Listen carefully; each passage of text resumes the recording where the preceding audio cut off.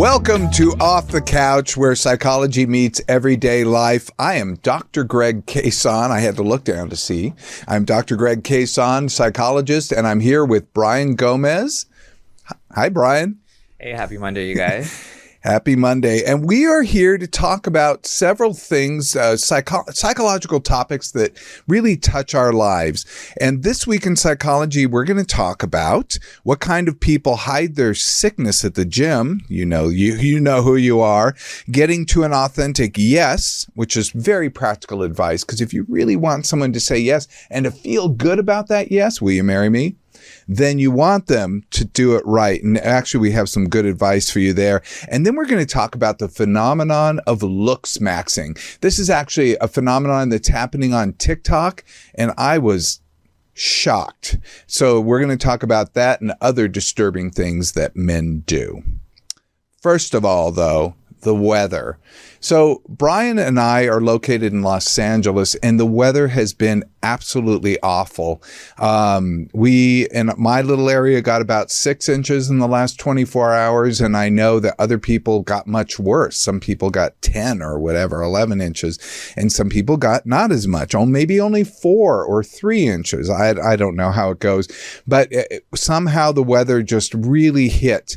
And our house, which we just had the roof done, decided, that we don't want to have our roof done. We're just going to leak everywhere. And water was just pouring in last night. So I was up all night changing buckets and doing all kinds of things. And I have to tell you, that was not a good feeling. In fact, I talked to another friend who had a flood in her backyard that she had to put up sandbags and was pushing water out of their house.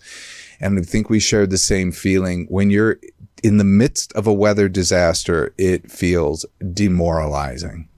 How are you, Brian? Not as bad. I am so grateful that I am not having any leaking or flooding. I'm just having an issue with walking my dog in the rain because, I can't get around that one. But other than that, I'm grateful. But a lot of people I've heard, their roofs are leaking for sure, in a lot of buildings. So you're not alone. I think a lot of LA is getting it.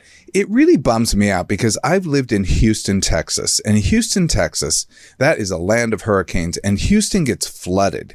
And they have hurricanes come through that town. And I will tell you, those roofs hold. So it's almost shocking to me. Why are LA roofs so resistant to holding it? Somebody told me it has to do with the weather and the dryness and the expansion and contraction of the roofs and blah, blah. But God only knows, Houston does a couple of things right. They do roofs right, and they build for hurricanes. They also do air conditioning right. So right on, Houston. Okay, before we start talking about the other stories we're talking about, we're going to start with the news, not end with it. So this week in the news, I didn't want to talk about this. Everybody's talking about it. And I have to tell you, it's because we talked about who posts fake news. And so we talked about who did that. And lo and behold, what's the biggest story across the universe is Taylor and Travis and MAGA's fake Super Bowl plot. That is actually the name of the article. I saw it in the LA Times and I'm like, oh shoot, I have to talk about this. Taylor Swift, if you don't know, she's a big pop star. She just won Album of the Year and Best Pop Album. She at the Grammys. And if you don't know who she is, I would say you're probably under a rock. If you didn't know, you might just be a fan of Travis Kelce, who is a football player. So now the two of them are together. He's with the Kansas City Chiefs. They're going to the Super Bowl. I mean, is this a crazy homecoming queen with the quarterback, or I guess he's a tight end, story? It's absolutely amazing. Isn't it cool, Brian? It's funny because I don't keep up with sports like that. Yeah. And I'm like, I had no idea they're going to the Super Bowl. But what a coincidence. I don't know if that's just, She wins the Grammy. They're going to the Super Bowl. I hope money's going to be made there for sure. Yeah, okay. Well, but I think it's just kind of sweet, actually. Anyway, so this fake Super Bowl plot involves those two people. It also involves the NFL and the White House. Okay, I got to bring you in on this. It's called a psyop. And if you don't know what a psyop is, good for you. A psyop apparently is psychological operations, and they're operations that convey information to audiences to influence motives and behavior. These are used in like the CIA or something. But now it's become this popular term that we're doing all kinds of conspiracy theories, and we're saying everyone's doing a psyop and we're all being manipulated.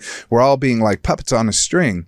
Anyway, they believe that Taylor Swift is a Trojan horse or undercover White House operative. I have to read this.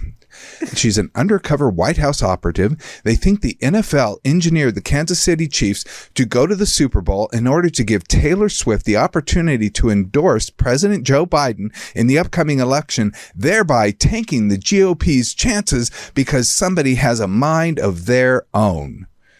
I mean, that's insane. I'm not gonna help but to laugh. Oh my God. It's so insane. I can't believe anybody believes it, but apparently some people do. It's been repeated constantly on conservative news networks and radio talk shows. And the Republican presidential candidate, Vivek Ramaswamy, I think put it on Twitter, and it was seconded by Elon Musk. Oh, Elon Musk. Aren't both of those men really scared of women, though? They are scary to women. I don't know if they're scared of women. I don't know if I'd be scared I think of they're just any scary. of either of them as a woman. Well, I meant, maybe for dates. Okay, so the research, we talked about some time last time, which was research by the Harvard Kennedy School, and we talked about several reasons people share fake news. These seem to fall into these final two categories that we talked about last time, which is some people are doing it intentionally to harm or mislead others. I can't think of anything else but that. But it could be some people are doing it for what they think are good reasons because they think it will persuade or motivate people, basically persuade them away from watching the Super Bowl or paying attention to Taylor Swift and turning the army of Swifties. I don't know. I can't follow all of these things. The problem about this, and this goes into the psychological concept I want to bring everyone in on, is that basically the problem of even me and everybody else, but even me talking about this, is I become part of the problem. So when you talk about these things, you actually give them life. And we talked about last week. Do you remember we talked about that the way to put this stuff out, we talked about a study, the way to put it out is to not respond, not to like it, not forward it, not argue with it. Just report it to the platform, be done with it. You don't even, and if you're not going to do that, just delete it. Right? Yeah, no. Okay. That's exactly what we said. Here's the problem. We have two biases at work, and these tend to make people start to believe things. There's the availability cascade bias. The availability cascade bias is a tough one. I'll read it, but I could just describe it. I'll just describe it. It refers to the case of widespread beliefs that take shape because other people in our networks have been exposed to the same ideas. So it's like, wait a minute. I'm hearing that from this end and I'm hearing it from this end, which is something we call reference groups. And reference groups tend to shape our ideas, whether you're in church or at work or family, whatever. These start to shape our ideas. And then it becomes subject because you're seeing it constantly and it's being repeated everywhere. That's repetition bias, which I just participated in. That's when you repeat information. The repeated information feels more true than unrepeated information. And thanks to repetition bias, the more time you hear a message, even if you're hearing that it's wrong, the more times you hear a message, the greater the number of sources repeating that message, the more believable it becomes. So it just continually, you're like, that must be true. Why do they keep talking about it? So anyway. Best course of action, do nothing, don't forward, don't like, don't argue, just, here we go, shake it off. Oh my God. I know. There you go. I know. It's the only song I know, which, my only Taylor Swift song I know. I find her a perfectly lovely person, so I guess I don't understand the hate that's directed, but she seems like a lovely human being and very talented and obviously makes a lot of people very happy. So I think that's a good thing. And one time we'll talk about the power of music and the good it does to us. We were just talking about the Grammys before we started recording and how powerful music is. And just, I was talking about Tracy Chapman, who's one of my favorite artists of all time, and seeing her at the Grammys was an absolute thrill. So this brings me to another issue, though, what we were talking about. A friend advised me over our last show, because I talked about the Supreme Court and the effect those decisions had on women's mental health. And what I thought was the coolest study, and especially saying the women who lived in trigger law states actually had worse mental health, worse depression and anxiety than women who didn't. And it's just this effect of this decision actually affected mental health across the nation. And a friend advised me, he said, do not talk about politics because that will turn off everyone. And I was like, I don't want to talk about politics, but it was a cool study. I mean, I don't know how we can not talk about real life. Remember, we're talking about how psychology meets everyday life. We're talking about psychology for everyday life. It is psychology all around us. And we talk about our environment, and and politics shape our environment, which then cause us to act differently in different situations. So I don't know how I don't talk about something when I see a cool study that really tells us about something. And I feel like, especially in the time we're in, politics bleeds more now into our daily lives than it ever has before. I feel like there's nothing we can't really talk about without talking about politics in some way. Yeah, I agree. And, and it does come in. But honestly, I don't want to talk about politics on this show. That is not what this show is. This show is about psychology. And it really is me trying to bring the word to you. But I did find a study that was released this week that I have to say my friend actually has a good point. So according to stunning new research, this is brand new, released in the journal Science, one of the great journals. And this is a joint effort study done by, get this, Northwestern, Harvard, UCI, Stanford, University of Arizona, University of Maryland, Dartmouth, MIT, University of Illinois at Chicago, and NYU. Oh my God. That was a lot. Those are all tremendous top tier universities. They found that both Democrats and Republicans regarded people with opposing political views as less moral than people from their own party. Do I need to repeat that? Both Democrats and Republicans, either one, regard the people from the opposing political party as less moral than themselves and the people in their own party. This they found even when their political opposites treated them kindly or acted fairly toward them. Isn't that shocking? This was even described with people who were moderately conservative or moderately liberal, but the more the extreme the ideology, the harsher the judgment from the other side. So basically what we have in this world, I can go off on why this is really fascinating, just to say, though, this is the problem. Because I grew up in a world that even if someone disagreed, you still respected them as a human being. You still looked to their soul and saw a good person. You could still sit next to them and work with them and negotiate with them. But it didn't mean they were bad. It meant you just disagreed. Now people are seeing them in a little bit different way. Do you think that it's now a bit more drastic on the sides and it wasn't as drastic in that sense before? That seems to be what this study is showing. And it's very interesting to me because this shows up in so many ways. I'm like, oh, this study really actually is a really helpful guide to understand what's happening. And to look at things like when you look at this study I'll talk about at the very end, this clue ideological mate study. We'll talk about it. But it's the women in the United States, and I can't remember the other country, like Chile maybe, but look at political affiliation as a desirable trait. But most other countries, that's not the case. Isn't that fascinating? Okay.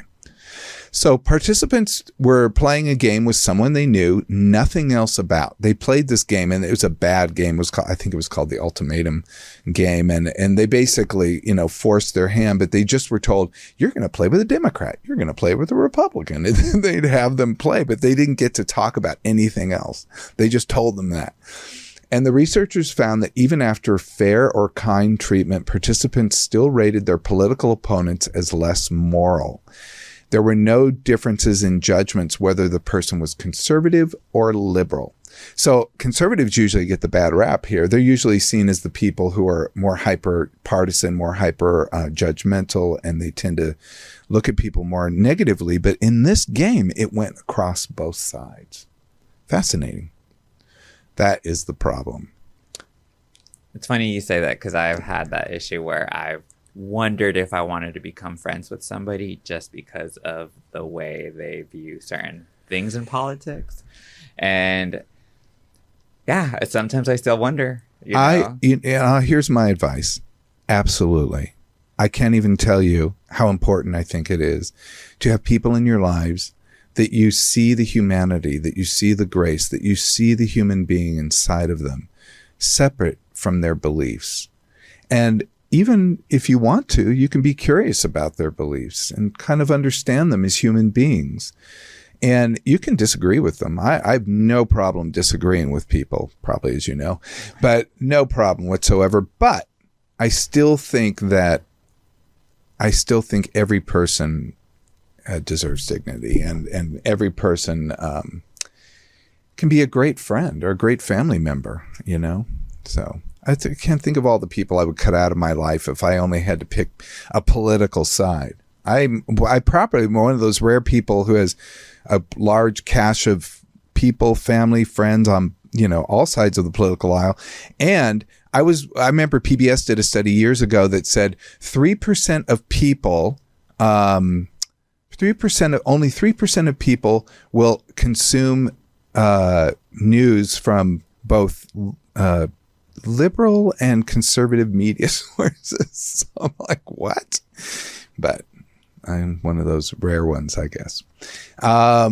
Okay, so what kind of people? This guy, I saw this great. I don't even know where it is. I saw this great article at the New Yorker. It says, I'm sick all year round, but I'm also ripped. Meet the coughing guy at your gym.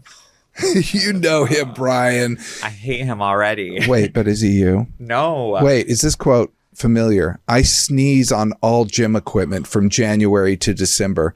My immune system is shot because I constantly go from cold workout area to mildewy sauna-like bathroom. I could end up in the hospital despite all the liquid death I drink. But more important is that all in the fact that I'm ripped, yoked, jacked, and swole, brother, and I'm not going to stop now because you might catch what I have. And boy, then I see this great study. How about this? So wait, have you ever hid sickness at the gym?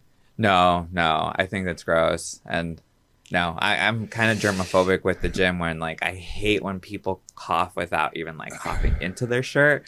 Where I'm like, bro, it's still spreading if you're just going like this. I'm sorry to everybody that does that, but it's still going to get around. And yeah. I used to be someone who would push through anything. I'd push through and go to school, push through and go to work. And a lot of it when you're young and you have to work, you kind of have to go into work and you feel like you don't have much choice in your life. And, I would just go all the time. But then I started working in hospitals and I started realizing, this is not good. People get really sick. And I actually had to deal with some major things in my life. And I think that retrains you, that you do not ever want to share something. And I did get a contagious illness once that was so serious. I was out for months. So it was a bad one. And I think you know me well enough that I don't really get sick like that. It's weird. You're lucky, but I try to take care of myself so bad because I hate getting sick. I hate feeling sick. So yeah, I try to avoid it as much as you can. Drink water, y'all. So University of Michigan did a study, great and they published it in Journal Psychological Science. Great stuff. And they found it's not just gym, it's the work, it's school, it's parties. This study was done by 2 doctoral students, and I've talked about it again. Doctoral students at it again.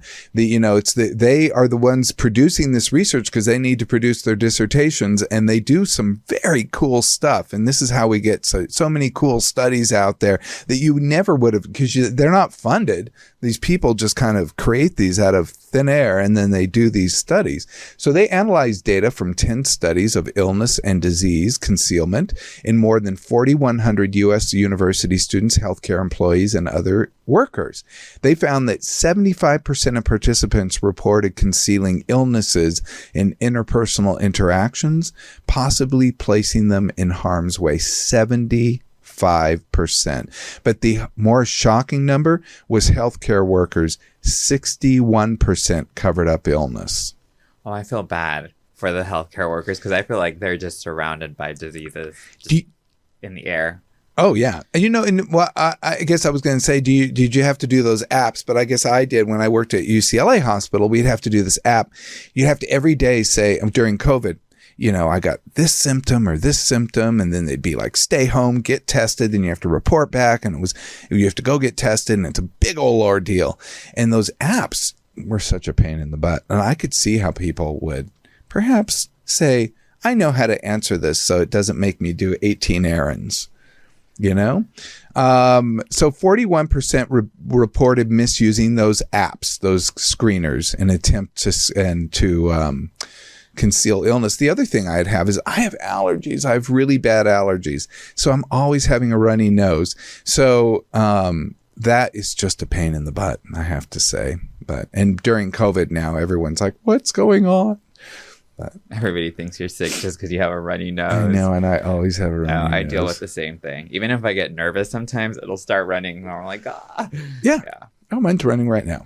Okay, so motivation, social, wanting to attend concerts or parties, achievement-oriented, completing work or school objectives. I tend to fall into that category when I've done it. Very few participants mentioned work policies like a lack of time off. So people who are gig workers and stuff, they don't usually mention that is the reason they might go in. That's just interesting. The concealers trade off risks to others in favor of their own social goals. And it was found, and this is something I know, and I've educated clients about this, when you're ill, your decision making is kind of screwed up, and people make very bad decisions. So the study found healthy people predicted that they would be unlikely to hide their harmful diseases, but actively sick people reported high levels of concealment regardless of how harmful their illness was to others. And that just shows that when you're sick, you're insensitive to how spreadable and severe their illness is to others. How about that? So the next one, I thought this was an extremely practical study, but you're going to have to go with me on this because this probably doesn't seem like the sexiest study, but I thought this was sexy. It's getting people to an authentic yes. Employees and friends benefit when they agree to requests freely rather than feeling pressured or coerced. Oh, that's not like a finding. That's just a real thing. I'm reading it the wrong way. So it can lead to resentment and backlash. So if you ask someone to do something and they say yes, but they don't really want to, they're going to feel resentful. Don't you? Yeah. I know. Always. And I still do it. Everyone does it. We'll see in the research, everyone does it. Okay. Requests are inherently difficult to refuse. And we've talked about how to say no and the impact of saying no on previous podcasts. So it was just really interesting that this study came up too. Previous research focused on people's reactions, as we said. So people tend to overestimate the social consequences of saying no. But you want to answer somewhat honestly, but tell me, Brian, what about, if someone gives you a new duty at work that you really don't want to do? Oh God. How about, I'm already upset. I can just picture it. How about when someone asks you to feed their animal while someone is away? That I don't mind if I can remember to do it when they tell me to do it. Yeah. But unless it's outside the bubble and I'm having to go over the hill during traffic hour and I'm like, oh, yeah. Or picking somebody up from the airport at LAX. Or Yeah, that was my next one. That's the one. Taking someone to the airport, picking someone up to the airport.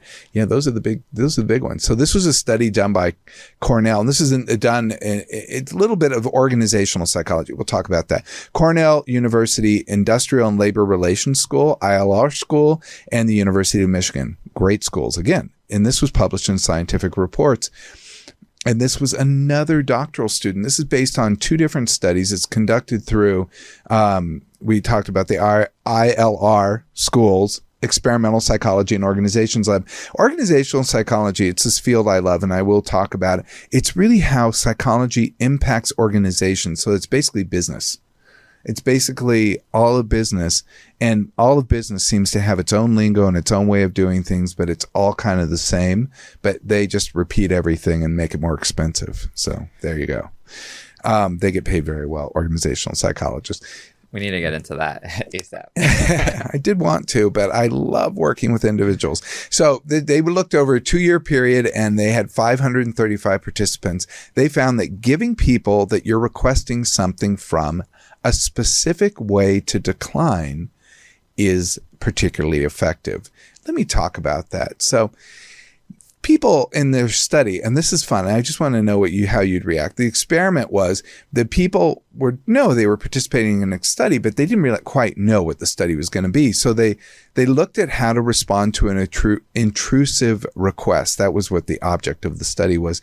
So the study participants didn't know, and they were actually gotten into this room, and they were standing there, and the experimenter says, I'll need everyone's cell phone, but you have to turn it on first, and I'm going to go outside and check something on it, and then I'll come back. What was your reaction? I don't know. What are they checking? So they did 2 different conditions. One is called the right to refuse condition. They told them they could say no. And I'll read the script because it's kind of a good one. And then the one is the right to refuse, where they told them how to say no. Both scripts were almost identical except for one little piece. So I'll just read one, which: before we begin the study, can you please unlock your phone and hand it to me? I'll just need to take your phone outside of the room for a moment and check for some things. I love that vague some things. As a participant in a research study, you have the right to refuse at any time.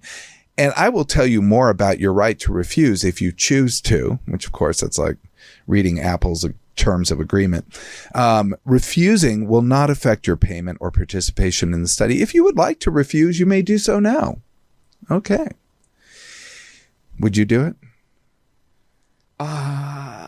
You'd be surprised how many people. I'm going to come back. It depends. The only difference the other did is they went through that same spiel, but then at the end they said, if you would like to refuse, you can let me know now by saying the words, I would rather not, or no thank you.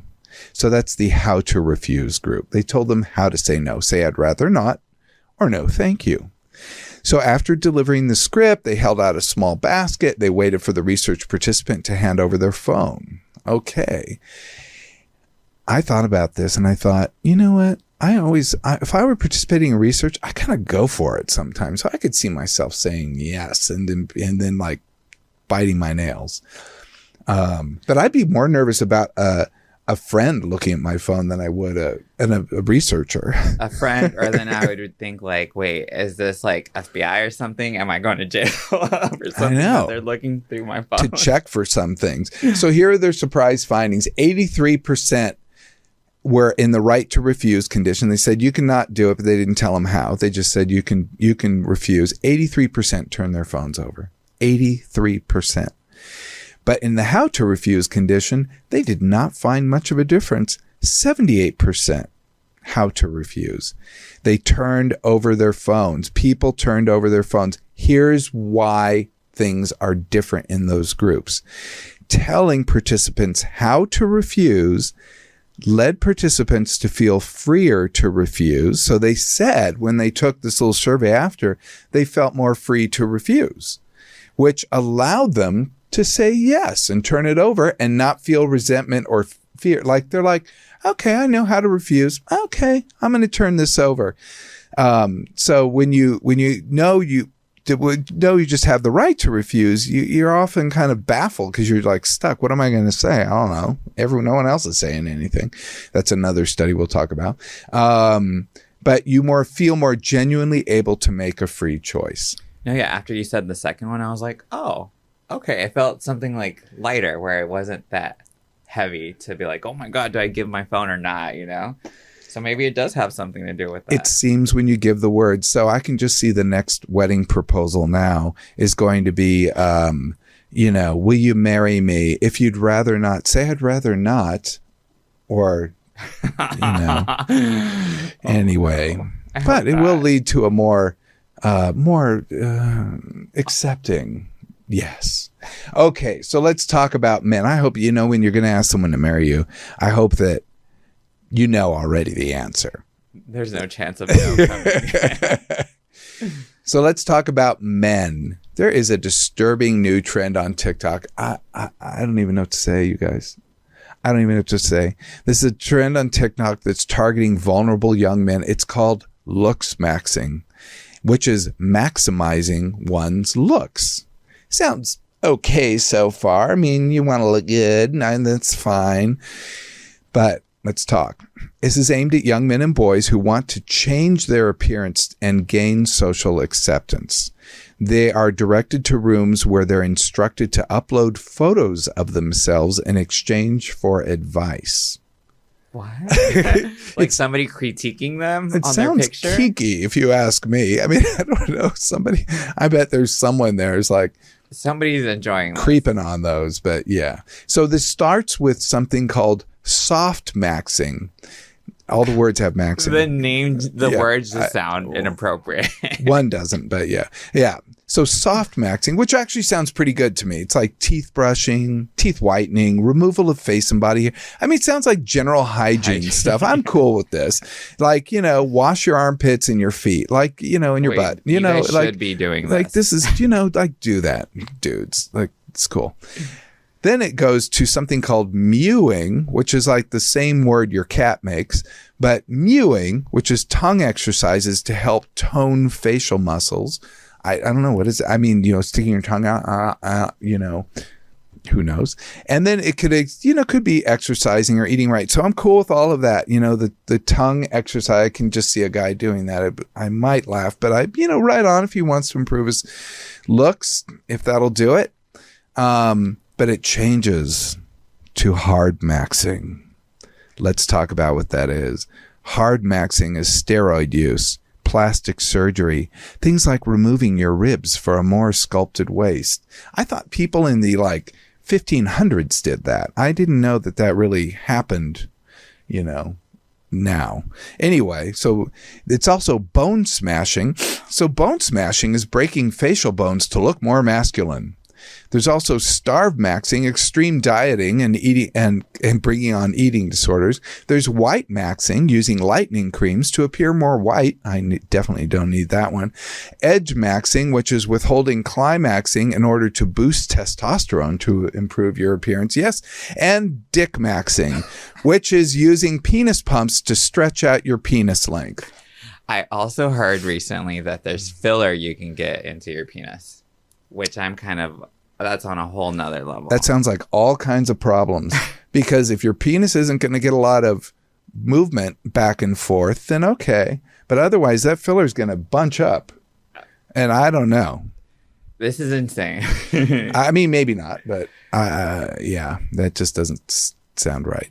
Okay, so I'm not a plastic surgeon, so obviously, and my hat's off to the plastic surgeons I know. I can't wait to talk about this because I've never heard it from them, so I'm sure it'll be fun. Seems harmless at first. Encouraging self-care, exercise, healthy eating. Like I said, I'm 100% down for this. But there's this researcher. This is where I got this article from. This researcher, Jamila Rosendahl. I usually don't talk about individuals quite like this. She just wrote this incredible article. And she's a researcher in gender and sexuality studies in the Department of Social Sciences at the University of Sunshine Coast, Queensland, Australia. Don't you love that they have a University of the Sunshine Coast? I love that. It sounds so great. Like I want to go there. She says, though, this is at its core has ties to the incel community. And we talked about a couple times ago, the involuntary celibates, people who blame women for their struggles with establishing romantic and sexual relationships. So it gets even cooler. I just want to talk about these things. They have hunter eyes versus prey eyes. I'm like, what the hell? You know what that is? No. Oh, okay. But now I'm just shook at all this stuff I'm hearing. Okay. So it's a canthal tilt. And I'm like, I heard that word before. I think like years ago when I studied physiology. But anyway, it's like a canthal tilt, which I'm like, what is that? I had to look it up. It's the angle between your inner eye and your outer eye. And it's known as this fox-eyed look that they're going for. So they like the upward turned eyes, give a sinister look. And the positive canthal tilt is when the outer corners of the eye is 5 to 8 degrees higher than the inner corner. This is highly specific. Hunter eyes have the positive and prey eyes have the negative. I don't know what's going on with mine. But also pursed lips. All my life I've had extra large lips and people would always comment on it. And as you get older, they thin. So that's actually been helpful to me. But also hollow cheeks. I'm like, people want that? People used to accuse me of sucking in my cheeks all the time because they used to go in so much. Now that I have more weight, it's better. But yes, that gives a dominating stare a woman can't resist. How about that? Does that look good? Do you think women would want that? Okay, so men are trained to calculate their sexual market value. If a man is deemed as average, they're bullied by other men. They're accused of being bitches. They're seen as feminine, weak, and submissive. Imagine the abuse that someone subjects themselves to by trying to improve themselves. I think that's the ugliest thing here. Well, and they say things like you're too ugly to live, and they're instructed how to take their own lives. This is the coldest, most vile form of abuse. And they post comments like women should be stripped of their rights because they have primitive minds that need to be tamed, and say bring back rape. It's really shocking. So this researcher looked at things, young people under pressure, and we've heard a lot about this. And it is a very serious topic, but we see people turning in on themselves rather than trying to make things better. They're becoming much worse, and they're kind of folding in on themselves. We have a broader cultural issues that are going on right now that are pushing on young people: wars, pandemic isolation and learning loss, post-pandemic anxiety. We all know these things: environmental degradation, unaffordable living, unstable employment. I have to laugh because besides the pandemic stuff, all the other things were the same for me. And of course, we had the AIDS pandemic, so that was actually a pretty bad time. So I guess it wasn't that different. And it's been worsened, though, by the social media and the push for hyper-individualism, hypersexuality, and consumer capitalism. That's the bling and checks and $1 million jets. And this is just something I've had a problem with. And I saw Real Time with Bill Maher. I know you don't watch it, Brian. Did you? No. But Real Time with Bill Maher, which I think it can be a very provocative, fun show. He went off on how there's this worshiping of the almighty dollar that's gotten so much worse and really pushed by our music industry and the social media, etc. So this just seems to be another expression of it. So young people cannot control what's going on around. That's what this researcher is positing. And so they turn to trends such as Looksmaxxing because it is something they can control. And that makes sense because you know what that's really tied to in general, which this of course is eating disorders. And eating disorders and things like bulimia, muscle bulimia, which we see in men a lot. And then we also see, body dysmorphia, where they're looking at their face and they're having questions about it, etc. But that's not the answer, dudes. That's not the answer. I always think that the best answer is what's upstairs, but I'm extremely biased. So I found a study also this week, and it was pretty amazing. If you're looking for love, you'll have more success rather than changing your looks to seek a sense of purpose in your life. How about that? So research by the Washington University in St. Louis, they get them mixed up all the time, and I just did. It's Washington University in St. Louis, published the International Journal of Applied Positive Psychology. International Journal of Applied Positive Psychology. These are some tongue twisters for my big tongue. They showed onlining profiles that show a sense of purpose were rated higher on various scales of attractiveness, actual attractiveness, compared with profiles that indicated no sense of purpose. Isn't that a trip? Dang. Yeah, so if you're going to put something online, if you're going to go on Tinder, Grindr, all the others, you can be sure to put a little bit more in there if you really want to meet someone for a romantic purpose. People with a higher purpose were considered more romantically attractive. And let's talk about their 4 purpose categories, because there were some clues about what really helps. There's pro-social orientation, which is goal of helping others. So that, that's been my mission my whole life. So I have to say how interesting, I already fell into one of the groups. There's relationship orientation, which is goals of family and finding a partner. There's financial orientation, which are goals of financial security. And there's creative orientation, which is goals focused on creativity and originality. Pretty cool, huh? Makes sense. So people also rated profiles higher if they shared the same purpose orientation. What's interesting to me is, I actually am attracted to people who have purpose, but you know what the one I'm attracted to? Do you know, Brian? Laugh, like somebody with like a good sense of humor. Oh my God, good sense of humor, top of the list. Okay, but that wasn't on here. Sense of humor orientation wasn't on here, but kind of. Creative orientation.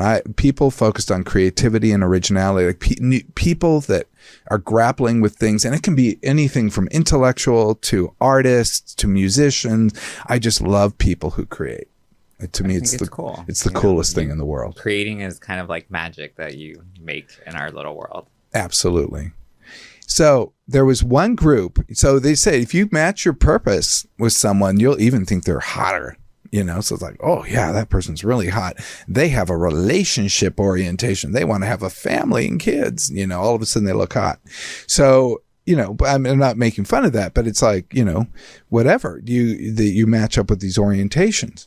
What's so interesting is financial had a little bit of a different thing. It didn't rate as high compared with the other categories. So when you're in a category like pro-social or or relationship oriented or creative, you don't find the financial people as hot. How about that? But if you're a financial person, you do find them as hot. So it seems like the financial people match up with the financial people, which is, it seems like why all the people have the money. Otherwise, financial orientation is a turnoff for most people. How about that? Wow. So, and what are women looking for? We'll talk about this study a bit more in another podcast in the future. But according to a study of 64,000 women from around the world, looking at all these different countries, so many different, I can't remember how many countries, 64,000 women from around the world, they took this Clue Ideal Partner survey. Do you know what the number one thing women around the world are looking for? Kindness. Oh, wait, how'd you know? That is exactly it. Oh, I know. Good for you. I know. Oh no, but that's it. I have like part woman brain, I feel like. And there is nothing more wonderful. To me, kindness is one of the most wonderful. I love sense of humor. I love intelligence. I love someone who's creative, but kindness warms your heart. And I have to say, I love it too. And I find it odd when women don't like men that are kind or have like, morals or, good manners, where I'm like, there's an issue there. There's often an issue. Well, Brian, I guess that wraps up the show for today. Good stuff. It was good stuff. I hope everybody learned something. And if anybody listening is one of those guys, please don't take steroids. Don't do anything crazy. Like, just try to do the things that will make you happy in life. Or keep it to a minimum, Yeah, the steroids, just no drugs, no nothing like that, please. That's a little scary. Okay, well, unless you're a bodybuilder, I guess that's the world they live in, or for a professional But even athlete. then, get it done properly. Okay, there you go.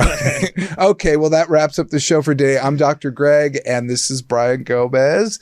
And until next time, be present, be flexible, and be kind. Flexible.